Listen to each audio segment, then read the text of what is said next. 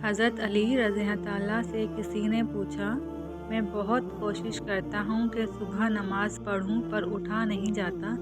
حضرت علی رضی اللہ تعالیٰ نے ارشاد فرمایا، یہ نیند کی وجہ نہیں ہے، بلکہ تم جو سارے دن میں گناہ کرتے ہو وہ تمہاری گردن میں توق، ہاتھوں میں ہتھکڑی اور پیروں میں بیڑیاں بن کر تمہیں اٹھنے نہیں دیتا۔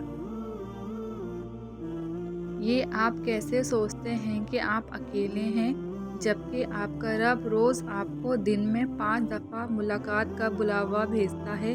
اپنے رب کے بلاوے کو نظر انداز کر کے اکیلے آپ خود ہو جاتے ہیں، ورنہ اللہ تو آپ کو کبھی بھی نہیں بھولتا۔ دنیا کی محبت انسان کے دل کو اس کے رب سے غافل کر دیتی ہے، اور جو دل اپنے رب سے غافل ہو وہ زندہ کہاں رہتا ہے۔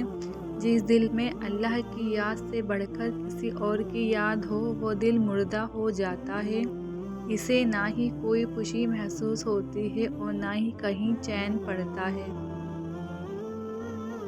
جاہل کے سامنے عقل کی بات مت کرو، کیونکہ پہلے وہ بحث کرے گا اور پھر اپنی ہار دیکھ کر دشمن بن جائے گا۔